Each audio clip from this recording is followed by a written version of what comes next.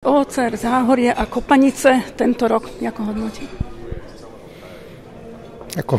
Všetko vždy závisí, ten hodnotiaci proces, od počtu návštevníkov. A myslím si, že oproti minulému roku zase je o čosi vyšší, to je pre mňa dôležité. A tiež je dôležitá spätná väzba od nich a myslím zase, že vo všeobecnosti bola spokojnosť vo všetkých tých destináciách, ktoré mohli tu na Záhorí a na Kopaniciach navštíviť. A tá spätná väzba od prevádzkovateľov, či už rôznych reštauračných ubytovacích zariadení, alebo tých zážitkových, bola pozitívna. Veľká zmena, ktorá nastala, je vlastne spojenie Záhoria a Kopaníc.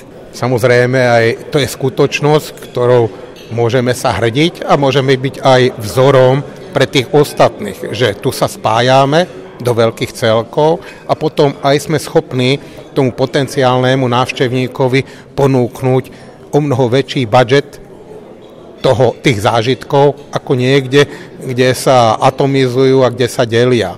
Mesto Senica ako člen oblastnej organizácie cestovného ruchu Záhorie a Kopanice využíva možnosť mimoriadnych členských príspevkov, pretože práve cez tieto mimoriadne členské príspevky, ktoré sa následne aj navyšujú, oblastná organizácia cestovného ruchu Záhorie a Kopanice robí projekty v rámci nášho mesta.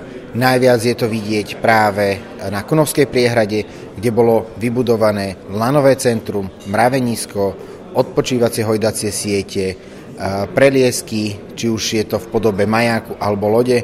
To znamená všetko tematicky tak, aby to bolo lákavé pre Kunovskú priehradu a je vidieť, že tieto investície sa najmä premietajú do výsledkov, pretože v roku 2019-2020 mnohí hovorili, že Kunovská priehrada už nikdy nebude takto navštevovaná, ale opak posledné roky je pravdou, kedy aj po covide stále máme vysokú návštevnosť na Kunovskej priehrade a kde je oceňované, že je čistá a teda sú tam aj takéto doplnené zaujímavosti, ktoré obyvateľov už aj zo vzdialenejších oblastí lákajú. Najdôležitejšie pre nás bolo to rozhodnutie, aby sme vstúpili do tejto organizácie.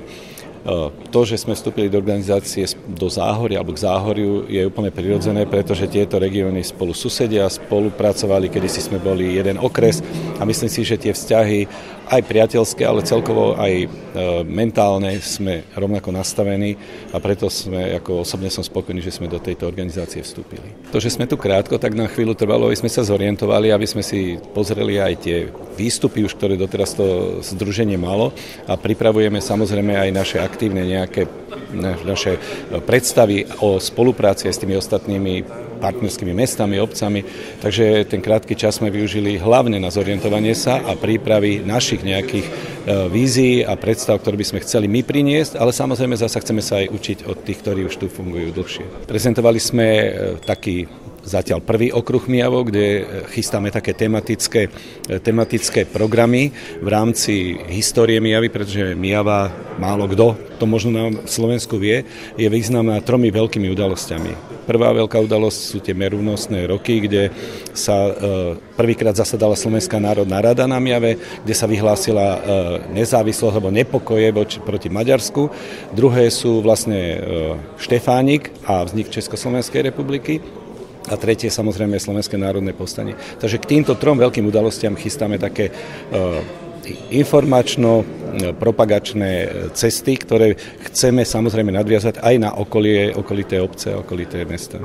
Od 1. januára budúceho roku vstúpi do platnosti zákon, novelizovaný zákon 91 o podpore cestovného ruchu. Týmto zákonom bude umožnené oblastným organizáciám cestovného ruchu byť členom viacerých krajských organizácií, ale to najdôležitejšie je, že sa navyšuje množstvo finančných prostriedkov, ktoré môžu jednotlivé oblastné organizácie získať o 50%. Bude to určené na kooperačné projekty, pretože cestovný ruch nie je ohraničený územím, nejaké OCR-ky, ale je to naozaj o rozvoji regiónov, o rozvoji celého toho územia, kde ten návštevník nepozerá, že kde je hranica OCR-ky. Práve na tento účel bude teda určených 50% finančných prostriedkov viac. Plus Čo je ďalšia novinka, je od 1. januára vlastne vznikne oficiálne Fond na podporu cestovného ruchu, ktorý bude mať 20 miliónov eur k dispozícii a môžu vlastne o podporu z tohto fondu žiadať aj podnikateľské subjekty, aj samosprávy. Prioritne by mali byť určené tie peniaze na rozvoj turistickej infraštruktúry, na podporu leteckých liniek, incomingu, takisto pôjdu peniaze a takisto aj na prácu s dátami, pretože dáta sú veľmi dôležité pri plánovaní aj pri rozvoji regiónov. Momentálne sme Krajská organizácia cestovného ruchu Bratislava a zároveň by sme mohli byť aj súčasťou Krajskej organizácie cestovného ruchu Trnavského kraja a práve toto som riešil v rámci Trnavského kraja, že Trnavský kraj má vyčlených 850 000 eur na podporu cestovného ruchu, ale momentálne na Záhorie tieto finančné prostriedky idú vo výrazne nižšej miere, ako by mohli, pretože pre budúci rok v rámci podielu na obyvateľa by príjem práve z Krajskej organizácie cestovného ruchu mohol byť takmer 180 000 eur a momentálne za posledné 4 roky to nebolo na úrovni ani 140 000 eur. To znamená, za 4 roky sme nezískali toľko, koľko by sme mohli získať za jeden rok.